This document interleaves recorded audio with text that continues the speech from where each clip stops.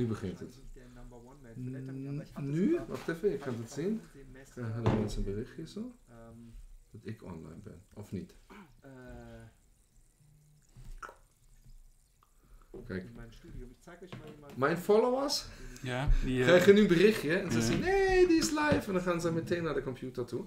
Maar, dit wordt niet... Waar is die van dan? Oh, dit is opgenomen. Dit is wat hun zien. Dit heeft een beetje een vertraging van een paar seconden. Oh, dat is wel fijn. Dus als jij zo meteen of als ik jou zo meteen een cookie verkoop, zo.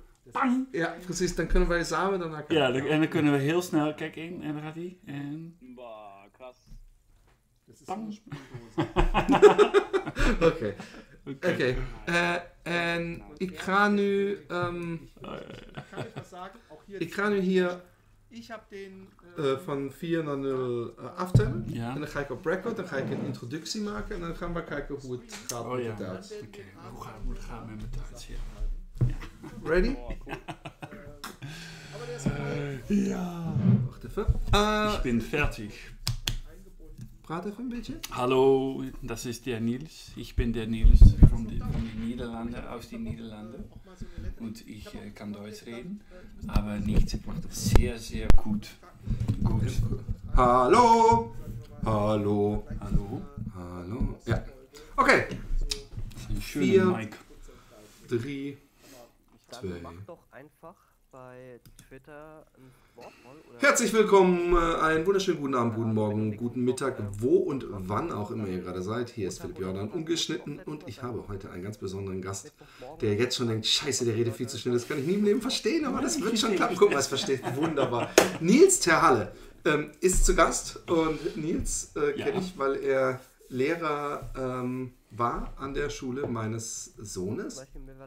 Und das erste Mal, als ich dich gesehen habe, glaube ich, bist du mit einer Gitarre und einer karierten Hose und einem hippen, viel zu kleinen Polohemd und wilden Haaren aus der Klasse gekommen, und ich habe nur gedacht, was für ein Idiot. Nein, habe ich nicht gedacht. Ich habe gedacht, hey, was für ein sympathischer junger Mann.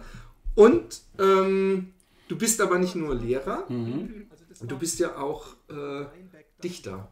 Poet. Ja. Und dein Buch heißt Unsere Kinder. Unsere Kinder sind zu Kauf? Ach, unsere Kinder sind zu kaufen. Kann man kaufen? Ja, kann man kaufen. Okay. Unsere Kinder kann man kaufen. Okay. Das ist schönes Deutsch, kann ich reden. Ja, es wird pass auf, erstmal, als ich gesagt habe, du musst in den Podcast kommen, hast du gesagt, ich kann aber gar nicht Deutsch, und dann hast du dir Filme und Serien von mir geben lassen, damit du dein Deutsch aufbessern kannst. Was ich übrigens schon mal sehr löblich finde, arbeitshaltungstechnisch. Hast du was geguckt auch? Nein. Ich hab's mir schon gesagt. Ich habe die Toten Hosen gehört. Ausgerechnet die Toten Hosen. Und, ohne Scheiß. Hättest jetzt zumindest die Ärzte gesagt. Und am Ende der Straßen steht am Haus am See. Orangenbaumblätter liegen auf dem Weg. Ja, hatte ich auch. Das Lied hat es ja übrigens bis hierher geschafft. Ich habe 20 Kinder. Meine Frau ist schön. Ja, das ist eine beachtliche Leistung, wenn ich das mal so sagen darf.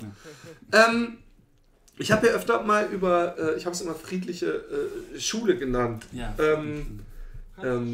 Was ja immer noch an der Schule in der Entwicklung ist, sage ich mal. Aber ich habe das Gefühl, dass es bei den Schülern zum Beispiel super angekommen ist. Ich kriege zumindest immer Geschichten von Mediatoren zu hören. Wie würdest du jemandem, der nicht weiß, was friedliche Schule ist, es denkt nämlich jeder, dass er sich vorstellen kann, und findet es eigentlich beinahe obsolet, overbodig, dass man das überhaupt irgendwie benennen muss, und deswegen hat es auch, glaube ich, Schwierigkeiten, weil jeder denkt, ja, natürlich sind wir gegen Gewalt. Wie würdest du das Konzept friedliche Schule in wenigen Sätzen zusammenfassen? In wenigen Sätzen. Es ist eine Manier, um Konflikte zu behandeln. Eine Art und Weise, um Konflikte zu behandeln? Ja, zu behandeln. Das ist... well, I have to switch in English now. Okay, we have to go to English, no problem. Ich kann das auch probieren in Deutsch, aber okay. Im Kern? Im Kern, ja. Es ist eine Weg, um Konflikte zu behandeln. Ja. Um Konflikte zu behandeln. Ja. Und es gibt Mediatoren. Ja. Gibt es Sachen, die man abseits der Mediatoren vorbereitend dem friedlichen Schule zu, also es sind auch andere wichtige Unterteile, bis auf, dass man Konflikte lösen kann, weil da sind ja die Konflikte schon da. Ja. Ja, aber es ist eine, you go from top down to, this is schwer. But you can go English. Yeah. It's also hard. Yeah, it's also hard. But no, that's okay. It's just a way to solve conflicts, because we think in friedliche Schule that if you teach the children to solve a way to solve a conflict, then you can in core actually teach children to be a democratic civilian. Democratisch burgerschap. I think it is. How do you say democratisch burgerschap? Demokratische Bürgerschaft, weiß nicht, ob man das so sagt. Ich würde sagen eher so demokratisches Denken. Ja. Ist doch, also ich weiß nicht, ob man es so sagen würde. It's taking ownership. It's taking your own responsibility.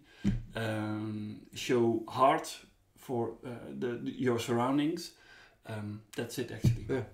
Ownership, something nice, because I talk a lot about in this podcast about the differences between at least my school time in Germany and how I experience school here. The biggest difference, and the one most shocking for German people, is when I tell them that my kids went to school from age 4. Yeah. In Germany, we immediately think this is too early. It still has to develop.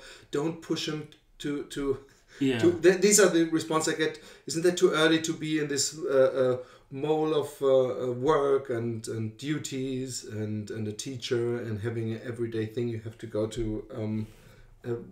What do you think about this? Yeah, well, I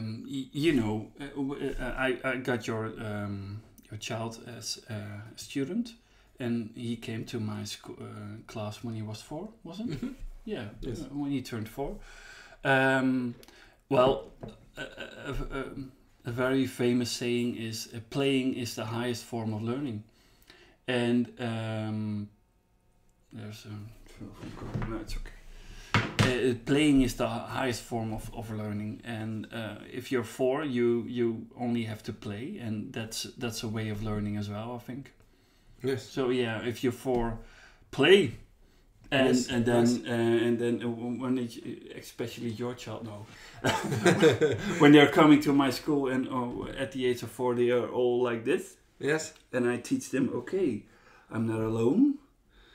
Hey, there are more people, and I can witness that first step of the awareness of a child, of a human being, that hey, I'm not alone. It's not only about me, but it's about my surroundings as well. Yeah. Somebody maybe should at least check out if your house is on fire. Yeah, if nobody is calling me. Yes. So now it's an English-speaking podcast, but who cares? Yeah. Is there then a big switch from the first 2 groups to the third when they pretty much reached the age that German kids would start? Okay. So is it then, because that's the follow-up question, because I say no when they usually say, isn't that way too early? Then I say, hey, but it's playful. It doesn't feel like school. They don't have different classes. The only thing that I feel like they start to learn, which is a big thing in Dutch schools, I think, at least to me, is to learn to organize. So they have to pick in the morning if they want to play in the Lego corner or at this, and they were allowed to change their plans, which they made in the morning just once or something. That's how I experienced it. At least not with in one my teacher. class, Not in your class, I know. Oh, they weren't allowed to switch at all, or they were allowed to switch when they had a good switch reason? anytime. Very nice. If you nice. If you clean up your own stuff, you can always. Yes, I think that is good. Yeah, that's why I'm not in that school. Yes, man. One of the biggest reasons. Yeah. But I like it that I'm for example I was shocked that my daughter was capable and like years ago to find a topic and then go to her room and come down half an hour later with a PowerPoint presentation with photos downloaded from the internet. And I thought, like, I don't know if I was at this age so that I could do that all by myself. And she also, which starts to getting dangerous, that she plans all her work herself. But this is a very big point. And this is this is actually the biggest transformation Dutch education is making now, because there's a big fuss now in education, especially in Holland, because there's a lot of shortage of teachers at the moment. There are schools in Holland who are switching to a 4-day school week. So there's a big lack of good teachers, and the government is responding on that to give more money and bigger salary. But the biggest change is exactly what you're saying about your daughter. The ability. Yeah, no, it's about the biggest change is that they're not starting at the program. It's still the case that the education is starting at the program. So your curriculum. Yes. You have to do the curriculum, and then you're going to curriculum teach. For people who don't know is the kids need to know this at the end of the year. Yeah. How and what and they're extra planning. It's in yours, but this is what they have to. And then you're planning the whole curriculum for a whole year. So in September we are now knowing what we're going to do in March. Mm-hmm. So the curriculum, the program, that's your fundament, that's your start, that's your, and then you're going to teach the program, and then you're going to test the program, give tests. I think that's the old education. That's what you are used to at Grundschule. Yes. Yeah. And the biggest transformation is that not the program is the starting point, but the desire, the hunger, the urgency for a child to make their own environment their own.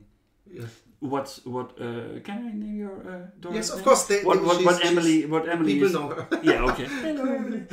What she is, I know her very good, and she has a big desire, and she can when her eyes lights up, like okay, let me go into that subject. Yes. That's what I think is the beauty of learning. It's the beauty of teaching, and the transformation is going to that urgency, and that's why I'm working at Lumière now. Then I'm working in a different school where the desire to learn is your biggest why, is your starting point, and not the program, but the hunger, the desire, the urgency to learn. Okay. Before we dig into the school, I have one more thing that I want to point out, which I actually like about the school at the moment, and I bet you agree with also, this. They have because you talked about the program and the curriculum, and I think what I really like, because the main problem with me in school with, for example, mathematics in the later years is that I didn't see any reason why I would learn that. I see a reason why I want to ride a bike, because I can use it. Yeah. But this, I don't see a reason. And what I like at the moment is that they make themes, like for example, I don't know, Africa. No. And in math, I simplify it. In math, they count how many liters of clean water do I need to save this village. And in geology, they talk about the problems of dry seasons in Middle Africa. Whatever. Is that a whole Dutch thing, or is it just the school at the moment, or is it? I think that's that particular school is. No, I think that's the Dutch transformation. It's what's going on. There from the government there is a plan. It's called Education to 2032, and then this kind of learning has to be the future. So that's not. It's a transformation. It's a switch from knowledge to the competence of problem solved, taking responsibility, opzoeken van kennis. Yeah. Research, yeah. And that's the transformation, and that's what we are doing at my new school. We're taking this to another level. We're taking this to like fast forward. Yes. So what my old school is doing now, we are doing at my new school as well, but a little bit more fast. Okay. I now when you say that, there pops something up in my head. Yeah. Where I wonder how you surpass this obstacle, because there's something in Dutch school system which is to me totally not Dutch, and it is a little bit in friction with all the free learning concept, and it's called the Cito-Tuts. Yeah. And because we had this in Germany at 10th grade. It's once in your life, and it was just for 3 or 4, I think, math and German. I was at the hospital because I'm like the one German kid from this generation who didn't have to write this test, but it's a big thing, and they got rid of it. Yeah. And to explain it to the people, basically here you have this every year, and it is pretty much the worst thing about school to me is to like have a norm and to look if you fit in. Is that good explanation? It's exactly what I said. It's your norm. That's the curriculum. That's the program. So they have to do that, because if they want to teach following the program, then you have to know where the children are. So for me that's a big thing as well, because then you can't teach from the desire from a child to learn, but you still have to push it down to the program. But I'm not against tests. No. But I mean the Cito-Tuts is a test that is all schools in the whole country, which automatically, if I have a class with 20 Dutch kids, and if I have a class with 20 kids from 10 different nations, it is not and whose parents may not speak, it is for them so much harder to pass or be in the line than the Dutch kids. Even it has nothing to do with wanting to learn or intelligence or whatever. But how don't you have to take those tests as a school or take part in this system? No, because no. You don't have to. You don't have to. Because there are more tests than only Cito. Yeah. Most of the people, I never did the Cito test. I did the BOVO test. Okay. But I'm not that young anymore. And but you're a bit older than me. Okay, great. I loved it how you patted my bald head. You have your Keen test, and there are EAP. There's a test called EAP, but Cito has the monopoly. Yes. Monopoly of testing, and But mark my words, that's going to change within 5 or 10 years. So my kids want to be.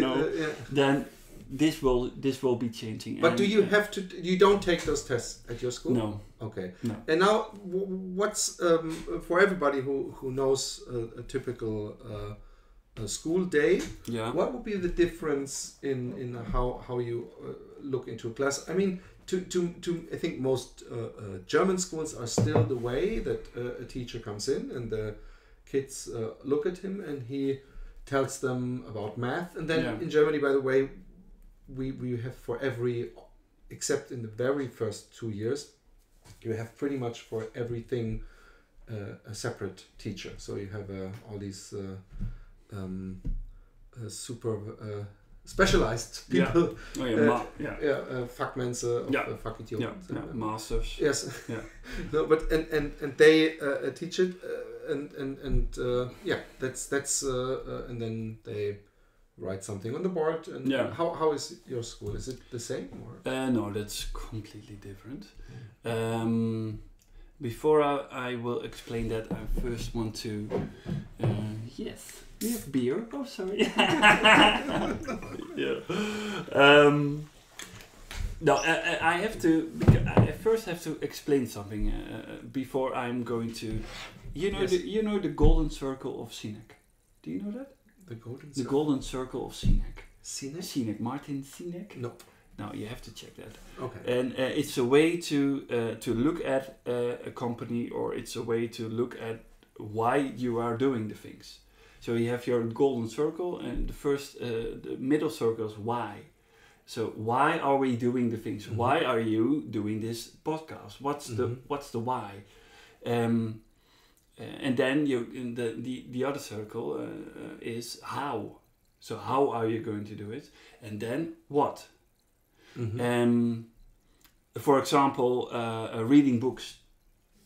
Yeah, at my school when I was young. When I was young, I had to read. I had a big list, and they say, okay, you have to read the Aanslag. What was that? No, he was just asking if you were a teacher, and I said yes. There were several books you had to read. That's just. Yeah, we in German school the same. Wilhelm Tell and some big Wilhelm Tell, Shakespeare. We had to read about the war. Yeah, we all. Yeah, we had to. No, we had to read about the war. Yeah. Damals war es Friedrich. Yeah. All these books, but I think in our case, it's.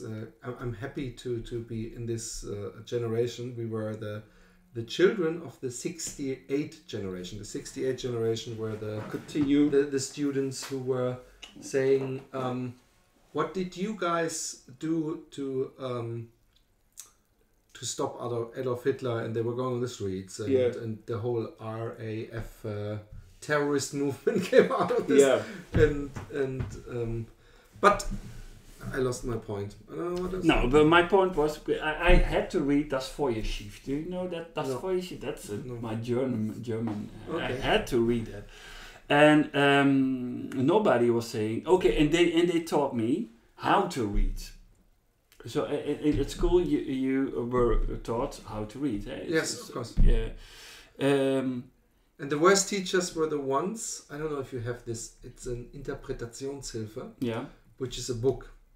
And when I switched schools, I just realized how good my German teacher was before, because the other teacher just said, okay, you have to read this book till next week, and then we're starting in the interpretation book. You have to read the first capital. So you didn't even do any interpretation yourself. No. We never used that book in the school before, and that was lazy. He was a bitch anyway. So.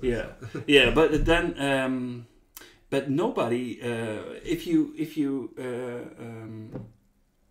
approach this the other way around, so first you have to read that, and then we are going to teach you how to read and how to interpret it. But you have to first, why? Why should I read? Why should I read? I should read because you get to know other perspectives. you should read because then you're never alone. Yeah. Man, if you read, you can feed your fantasy. Yeah. That's the whole reason I read, and then you go into the how, and then what should you read? Okay, that's Voyage. That's a great book, and so we start at our school. We start with the why. Why are we a school? Why? What's the main reason we are a school? And the main reason we are a school is that we always believe, and we always believe in the desire from a child to learn. Every child has a desire to learn. Yeah. For example, every child. My daughter, when she was 6 months old, she couldn't talk. Obviously. Oh, your kid couldn't talk with 6 months. Hello, Mutti, Vati. I was already mad because I had to help him read him Goethe. Yeah, right. And but I've got a very slow child. No, at 6 months, obviously she couldn't talk, but I saw it in her eyes, like, oh man. When I'm going to talk, I'm going to. So I saw a big desire to learn new words. Yeah. I saw a big desire that she can tell me what she wants. The same thing with walking. Yeah. Walking from that way. Nobody is going to say, okay, now child, it's Tuesday, March the 2nd, we are now going to walk. Yeah. I'm going to teach you. And that's the same thing I want to teach mathematics, language, books, from desire. Not that I'm going to tell you, you're going to read books now. No, I want to feed the hunger of a child to learn. That's my why. You can see it in my eyes. Can you? Yeah. And then how? How are we going to do that in my new school? First we start education. We start learning always with the experience from the children, and Erlebnissen. Yeah. Yeah. That's the starting point. Yeah. Second is that mathematics, reading. Language and communication, we use it as a tool. We consider that to be a tool to start an experience. So that's, you have to do that at our school. Number 3 is we always stimulate divergent thinking. Divergent thinking and entrepreneurship. Unternehmerschap. Yeah, that people Selbstverantwortung. Yeah. Eigenverantwortlichkeit now. No, ownership, something. Ownership. No, not ownership, but jij bent ZZP, hè? You are. Selbstständig. Ja. Selbstständigkeit. Zelfstandigheid, ja.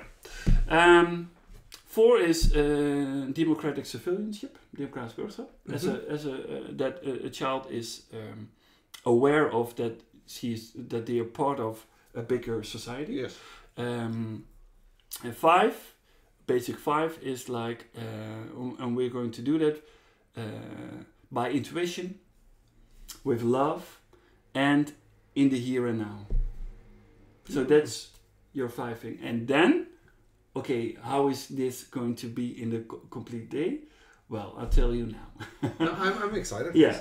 From 8:15 till 9:15, they can check in.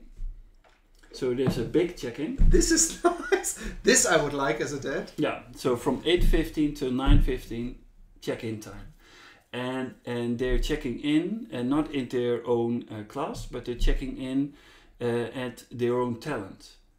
Oh, I like it already. Every week we would have walked straight to the art class. Yes. Yeah. Well, the last week I did a wood houtbewerking. Yes. How do you say Woodworking. Woodworking, yeah. Carpentry. But it's more. I had my decoupeerzaag with me. Yeah, okay, and nice. we were and then we were working with children from 4 till 12 in one group. Beautiful. So they were checking in, and at 8:15 there was only one child, and at 8:35 there were 4 child from 4 different kind of ages, and they were working at the wood, and they were helping each other and like that, and then from 9:15 they're going to their own group, and at the moment we have 3 groups, a young group from 4, 5, 6, that's my group, and a middle group from age 7, 8, 9, and then the oldest group until 12. And then we always start in a circle time, kring. In the kring. In the circle. In the circle. How do you say that in the German then? Circle time. Im Kreis. Yeah, im Kreis. Ja. Im Kreis, ja. In der Runde misschien. Yeah. And then,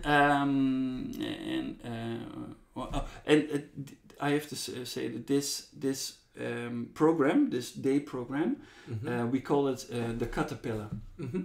You know the caterpillar? Een Raupe. Yeah. And why we are calling this the caterpillar? Because a caterpillar is always very hungry, and a caterpillar is going to transform into a beautiful butterfly. You know, butterfly is flying like this, not this. This. So this is. I'm now explaining the caterpillar. Circle time. Circle time is like growth mindset. You know a growth mindset? Never heard of growth? Can you maybe a groei mindset, growth mindset. Yeah, I know what you mean, but it sounded like some it is method or it some. Is, it's from Dweck. I don't know. It's Professor Dweck, and she developed. You have your growth mindset and fixed mindset. A fixed mindset is. I'm only going to do the things I know, because if I don't do the things I know, I'm going to make mistakes, and that's very terrible. Like that's fixed conservative mindset. Thinking. Yeah, that's fixed mindset. Yes. And growth mindset is Pipi Langstrumpf. You know the saying of Pipi Langstrumpf? Okay, I've never done it, so I think I can do it. Yeah, nice. And that's what we are feeding the growth mindset, and we're doing games, growth mindset. Okay, and then after circle time, we go into sharpening your tools. Gereedschapsslijpen, we call it.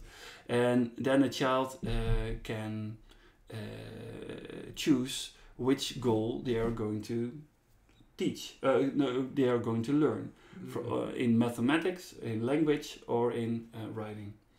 And we have a program called Exova. And there a child can log in, and they see their all the goals they have to know. And is that the curriculum, or is that that's the curriculum? Yeah. Because I think as free we have to be. There's some stuff that you can come around, calculating, reading, writing. The tools. Yes, that's the tools. That's the tools. So but the biggest thing is that they choose their own what they want to learn.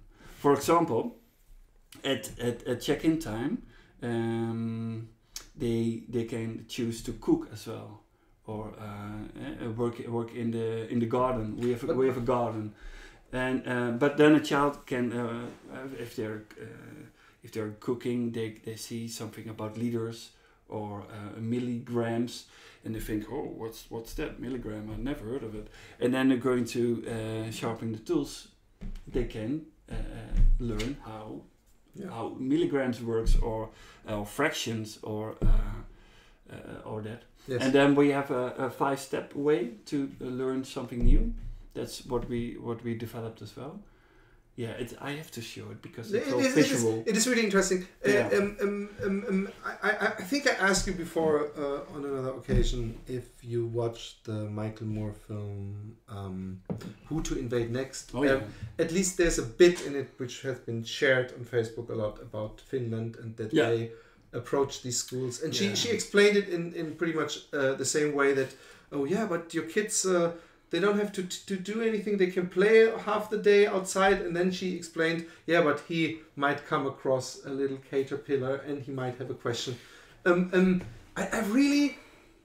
love the idea, but somehow, I believe, by the way, I for example, when you said about that there's the desire, if my daughter loves making little movies, and she's there's this app where you can sort of lip sync a song, and she makes really she makes it artistic almost, like cool. She makes fadings and she makes fast forwards and everything. And in the summer vacation I made one, and I made a profile, and I looked at her profile and I saw that she made of these movies, which takes sometimes, that she made more than 860. Wow. And then I said to my wife, she wants to be a director, and she said, yeah, she already chose for next year for school that she wants to direct a movie. And I think if she would be at your school, and now I'm segueing, because I think it would be the right school for you, but I'm segueing, being a devil's advocate a little bit. Because I know a lot of people be like, this will never work. She would check in the morning to bake some cakes, and afterwards she would do all afternoon dance videos in your artistic studio, and maybe learn more about dance videos. And that she would do every day for the whole year. And I know she wouldn't, but do you see the danger of that? No. That some kids might not, that after 3 years you see like, okay, these little shits here, we threw all this knowledge down their throats, and at least if we pick a few topics, those little kids, they are a lot more calm and happy, but they don't know shit. Explain yourself, sir. But like what's the question then? Isn't there a danger that the kids are just having fun and not learning enough, and later on in listen to your own words. I'm playing the devil's advocate. Well, if the children are just having fun, well, that's the highest form. That's what we want in life. But I think have you seen them? I haven't seen it myself, but there's a movie only about school and learning, and it's a few years old. Oh fuck, what's it called? A friend of mine recommended it, and I thought I don't even want to watch it, because I think afterwards the whole idea of school is not very good to me anymore, because I think it is questioning the very idea why we are making our schools just factories to feed the capitalist industry and to function in this, and why we accept this system like, and never question it, and question so much, and that's why what's it called? Maybe it's called Schule or something. But I will find German. I don't know if it's a German movie, but I know it had also a German title, and I never looked it up, but a friend of mine recommended it. Well, let me tell you, because I can show you on my telephone the program, or the day program we have. Is it on the website? Not yet. Because I can show stuff here on the screen. No, not if yet. If I have it. Not yet. Okay. But what we can do, you can hold it up here. Yeah. But the thing is, I think it's you have to do. It's hard for an audio podcast anyway to show anything. I'm just figuring out. Is it audio podcast? It is mainly an audio podcast, but we have like 10 people watching live at the moment. Yeah, 10 people. Woohoo! But in there afterwards, usually 100 and something people. Yeah, also thousands, no. Millions. Watch it on YouTube. Okay, cool. And a few hundred download the audio file. So you're famous now. What are you going to do? Yeah, I'm going to Hamburg. Why Hamburg? No, I'm sorry. Hamburg. I love Hamburg, by the way. Yeah. I don't have it here. Oh, hier ist one. I have to read this. Ich bin Pädagoge in Deutschland, würde solche frischen Ansätze begrüßen. Leider ist die Ausbildung und Arbeitsumfeld oft sehr verkalkt. Vieles passiert für den Pädagogen, nicht für das Kind. Ja, das glaube ich. Das ist leider ein Problem, was ich übrigens in der deutschen Kultur verwurzelt sehe, ist das Konzept von generell in allen Bereichen, wir haben es doch immer so gemacht und es hat doch funktioniert, warum soll ich das ändern? Also und wenn man solche Sachen, ich weiß, dass zum Beispiel mal Nena, kennst du Nena? Nena? 99. Nena ist ein bisschen übertrieben esoterisch, vielleicht wie sie sich auch gibt. Ja. Und sie war in der Diskussion, da ging es um Erziehung und Schulsystem. Und ich habe das nur so zur Hälfte geguckt, aber ich habe danach Diskussionen im Internet darüber gesehen. Und sie hat halt wirklich so ein bisschen eine andere Diskussion führen wollen, nämlich, müssen wir das alles so machen mit der Schule? Ist das dieses Strenge und dass Kinder so drunter leiden und ist es nötig? Und sie wurde eigentlich nur durch die Bank so, oh Gott, als wäre sie ein naiver, nicht erwachsen gewordener Träumer und so ein bisschen gehatet. Kann auch sein, dass es daran lag, wie sie sich gegeben hat. Ja. Aber ich glaube generell, dass es in Deutschland Ideen schwer haben, wenn man nicht sieht, dass es schon seit 100 Jahren mindestens in 3 anderen Ländern klappt. Also so selber vorausreiten haben wir nur mit sehr unglücklichen Sachen uns nach vorne getan und Berühmtheit erlangt, aber nicht mit progressivem Denken, sage ich mal. Yeah, so that's why I think don't do it completely different, but just pick the things, choose your things. When some things, when it works, you have to do it more. And what I think, I don't have any a big problem with old education. I just don't think it stimulates always the urgency from a child to learn. And you always have to think, what am I doing as a teacher? Am I doing this to feed the desire from a child to learn? Or am I just teaching the program? And if you're teaching to the desire from a child to learn, then you can still teach the program, but then just apply it to the desire. That's apply it to the question that is asked anyways. Yeah. For example, yeah. It's all about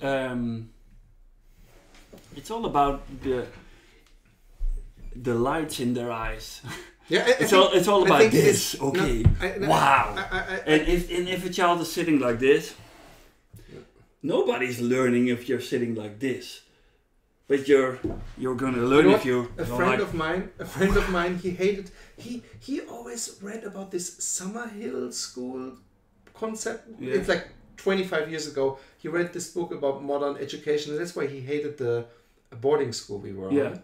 And you were in a boarding school. And he was just 3 years. And he was most of the time, he was sitting like this. Yeah. And I made a little sign, pretend it was from him, which said, "Shut up and let me sleep," which got him in trouble quite a few times.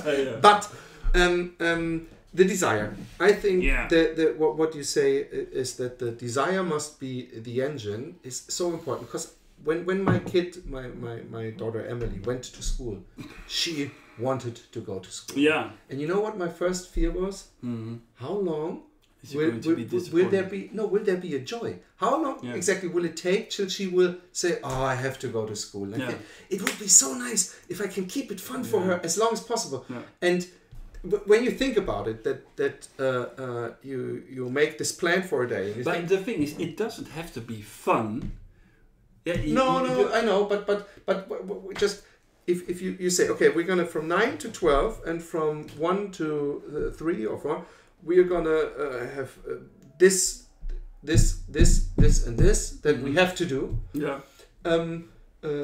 I, for example, as a person, always was. I can be driven and can't stop working if I want to. Yeah. And then I can almost do unhuman things, like in how much I can work. But sometimes I know, even nowadays, sometimes I'm in the lucky position that I don't have to do a lot of business talks, or that I have to sit somewhere where I don't really want to sit, Yeah. and that I have to keep myself awake. But when it happens, and I'm like, oh man, I want to sleep. It's so, I hate it. Yeah. And I think this is the point. I think they all start like, yay. And I think it even would work for a while, but then they experience the moments where they would rather just have a little break. Yeah. And it might be half an hour might be enough. And then they go like, okay, let's go. Yeah. And they can't do that because there is this program that has to be... And I understand the teachers sometimes. And it has to do a lot with... to me, I teach not as professional as you, but I'm in a lot of different schools when I teach. Yeah. And in the beginning, I came in there with the mindset, I have to be in control. Yeah. It's embarrassing if it's too loud. Yeah. I have to be in control. And I noticed that there are some teachers who feel embarrassed if it's not silent as a graveyard. And I start to get, as long as I don't tell something, and as long as not another kid is speaking to the class, then I always want them to listen. But for the rest, if they're creative, there's always these teachers, they get really nervous the longer it goes. And if I can observe and see they're working, why do we need this control? And I think it is also a fear, because you're one person that's supposed to handle 20 people. And as all the images we have in our head of one person controlling a lot of people, he mostly has a whip. Oh, that's a Dutch theme. Yeah. A whip. Yeah. like slaves or in wars or whatever. So I think control is out of scare. Yeah, but I think you should not use a whip, but I don't know the English word. It's such a nice metaphor. A hangel. Yes, a fishing rope. A fishing rope. Yeah. What's the German? Eine Angel. Angel. Yeah. And as a teacher, fishing rope. Yeah. Going to use the fishing rope. You don't have to sit like, okay, I'm now controlling, but sit like this and say, okay, that child is not learning. Yes, it's learning now. Okay, hop. Okay, what's happening there? Yeah, that's good. That's good. Yeah, you can learn more. You can learn. Here's something to eat, and then let it go again. That's what I think you should do as a teacher. Not being afraid that there is no control, but you have to always make sure that the desire to learn is being fed. Yeah. And if it's not, then talk with the children. Maybe the child say, okay, I'm now relaxing or chilling. That's learning as well. That's also good. But if you see then there is a conflict or something, if a child is just in frustration, then you have to do something about that. And but always look into their eyes, and do you see the desire to learn? That's the only thing you should do as a teacher. What I think. And I then think let it go. It's the most rewarding thing, because when I started, my main thing was the teacher who is with me, he has to be happy. Yeah.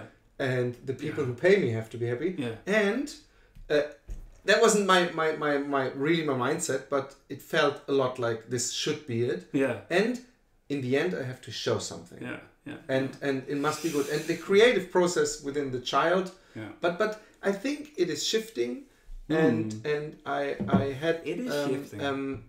I know that when you talk about the blink in the eyes, that's what makes my day. And in the beginning, I was stressful when I was standing in front of a class, because I hoped it would work, and mostly I caught myself halfway like, hey, this is fun, it is good. And now it always gives me more than I have to give. That I go home like, oh, this is so when the kids, of course I have an easy role, because I come, I do art stuff, and I go, and I don't have to say, hey, you didn't do your homework. But still I learned that sometimes if I try to control it, and if there's someone really loud or whatever, and I try to tame him, it is way better to try to inspire that person. Yeah. What should you do if a teacher is trying to tame me? As well, I was completely in. Were you a naughty child? No. I was. No, I had to perform always. Maybe I was a little bit like. You were the class clown? Yeah. Oh, class clown means class. A little bit, I guess. At least in phases with me, I was definitely a clown. I used comedy and I used humor to get to the teacher. And if you would have written down what I said to teachers, you would go like, "No, Mike, you didn't say that." But I always said it so the teacher can laugh along. Yeah, that was my skill. And that's what I do with parents as well. Yeah, that is I know. I'm a witness to that. I have one more question. You said you give them they are free roaming and they can do walk around. They can go to the wood workshop. Yeah. But on set times. On set times. Yeah, but there's a structure in it. There is a structure. It's called the caterpillar. Yeah. Exactly. But there's hunger, and me as an artist and someone teaching art, I also know there's a lot of a big part to get the glow in the eyes can be inspiration. Yeah. That's why I always do a Binnenkomma, a startup thing with the thing where you fold and the first one makes a head, the second one makes the body, and I always make an example, and I have schools where I can explain it 3 times and make it in paper and on the board, and there's still 3 people. And in the beginning, I was really almost getting mad, like, come on, I have to explain it a 4th time, and I'm really getting like sick. It can't be. No, fold it in 3 parts. but no, I see it like so. And he didn't hear it. So what? What's the problem? I explained it the 10th time. But what I was wondering, if I would go to your school as an art teacher for a day, for example, I hope you have a can't pay one. You. No. Would you? I would at least love to inspire them, because I feel if one of my kids, Jippe is the best example, if he has a vision. You just have to be fast enough to throw the material to him, and he has a tunnel blick, and I love it because it reminds me of myself. But I know kids like Sam, who's not the. If I put just a paper in front of him of material, he has a hard time. He's more like my wife. So but he has different. I know he wouldn't sit in the art class. He would sit somewhere and want to try to build a robot. But what I want to try to say is, do you still show stuff just like or do you only act in reaction mode if a kid comes and asks? No, because it's like if you use the metaphor to eat, the learning is to eat, then seafood makes you eat. Oh yeah. Yeah. So the environment has to be rich. There has to be a rich learning environment with. So what I do as a teacher, I always start with a Binnenkomma as well, or a story. I can tell any story I want, or something. Last time I did a story about Van Gogh. Oh yeah, Van Gogh. And I just made it up, and it was. So they come to the world with wrong knowledge. Fake news. Fake news. There was and I did a story about Rembrandt as well, because I wanted to teach something about a self-portrait. Yes. And I was making up a story that the Rembrandt was saying, "Oh man, I'm fed up with drawing everybody else. I want to draw myself." Oh, and I'm sure that never happened. No, who knows?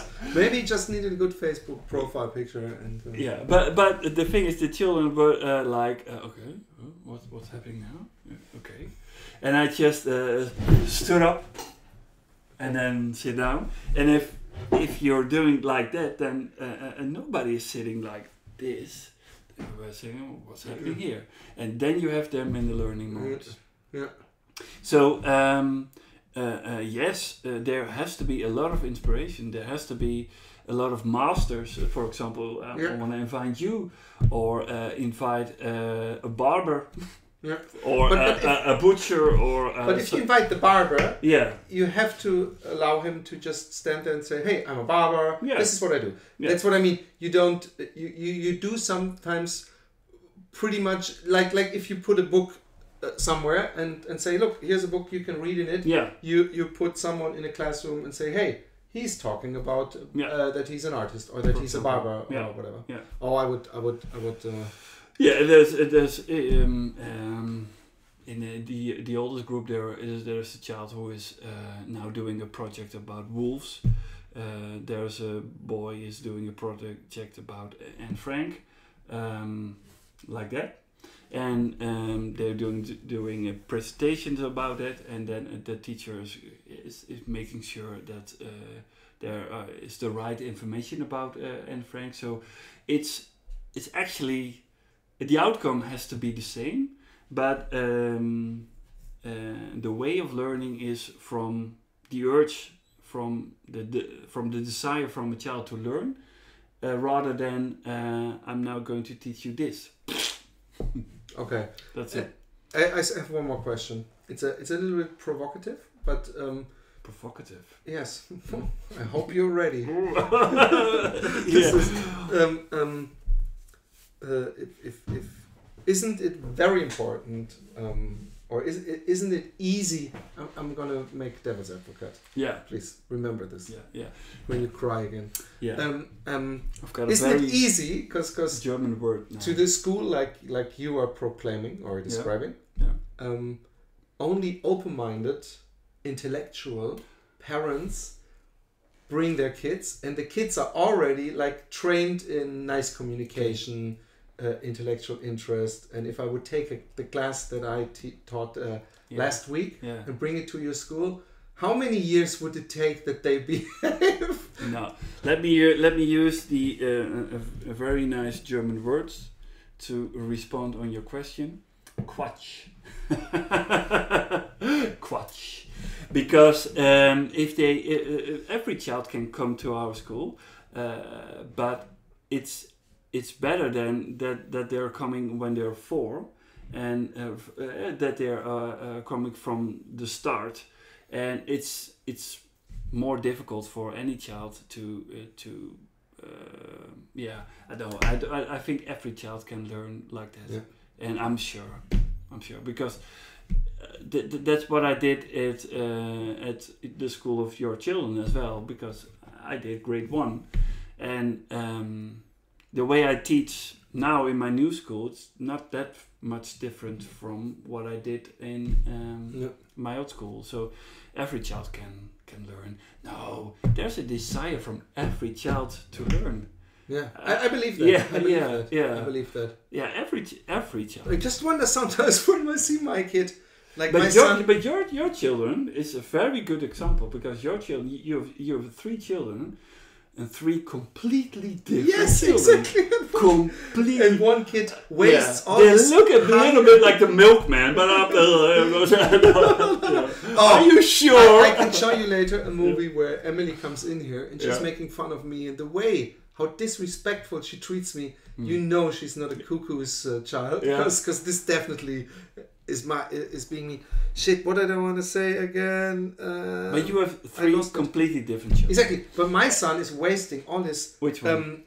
The middle one, the light blonde one. Oh, you know his name.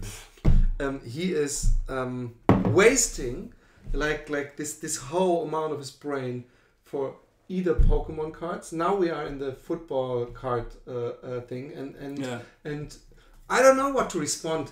All these walks back from school when he tells me that he made a deal, that he put in Masucic, who had 170 for Ronaldo, and I have to pretend I'm interested. Actually, I don't. I say I have football cards, but I like that I hope you're happy with your deal. But no, I'm just kidding. I love that he has that he can focus on something, and I know he's not going to be an artist.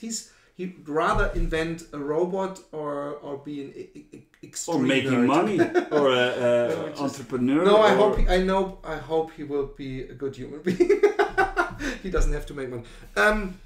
You can still You do can still be a good human being. If I you know. want. I'm the best example. I'm just kidding. Yeah. Do you want to? Do you have questions? anything you want to add to this wonderful conversation? We're almost an hour now. Oh, yeah, that's a good one. What is? Yes. From Lean Jack. Problematisch ist auch, dass Lehrer in Deutschland nicht wirklich Pädagogen sind. Yeah, I think that too. I studied because I couldn't go to the real art school right away. I didn't get accepted. I went to a pädagogische Hochschule. And the only classes I was interested in was didactic. Yeah. Because all the other things I knew I didn't want to become an art teacher. And actually I went to the art classes too, but I didn't want to be an English teacher. But the didactic things were really interesting and mind-blowing. Yeah. So they teach it, and they had a wonderful teacher. Something must have gone wrong, or they focus maybe in the whole study way too much on the program than on selling the program. It's like if you teach a cook not how to cook, but what people have to eat, instead of showing how to prepare the things. I think for the rest we talked about it. Do you have anything to add, or you think like I forgot to talk about this? What? No, because I brought a book. It's Dutch, but this is actually saying it all. A pedagogischen Takt. Mm-hmm. Doing the right thing. Yeah, that is doing the right thing on the right moment. Also in the eyes of the student. That's the whole thing. Yeah. Doing the right thing on the right moment, on the right moment. Yeah. Topic. Okay. Perfect. Well, hey, he's throwing all books. Hey, that was it. Thank you very much for being here and enlightening us. And next time you have to sing your carnival song. I will. Okay, you promised it. You heard it. Bye-bye. Ta-da! And we have to... Last time, I stopped this, and I was with my comedy podcast colleague. Yeah. And I was like, oh, I hope that joke wasn't going too far. I named this guy's name, and I know he's listening to the podcast. And I said, he shouldn't be a bitch. This other guy he was really being a little sissy because I just made a joke. Come on, it's coming over. And I was like, we're still live. Oh, no. But I stand behind everything I said. Okay, Leute, ich wünsche euch was. Es hat mir Spaß gemacht. War noch, okay. Ja, hat mich Spaß gebracht. Ja. Also. Cool. Danke. Tschüss.